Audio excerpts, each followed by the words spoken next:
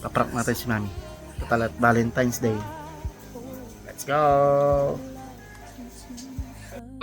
Hindi totoo yan. Bola lang yan.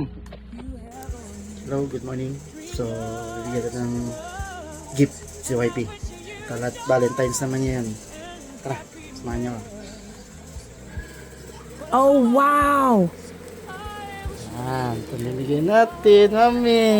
Happy Valentine's! Good morning. Ayaw, di ma. So, ready mo na?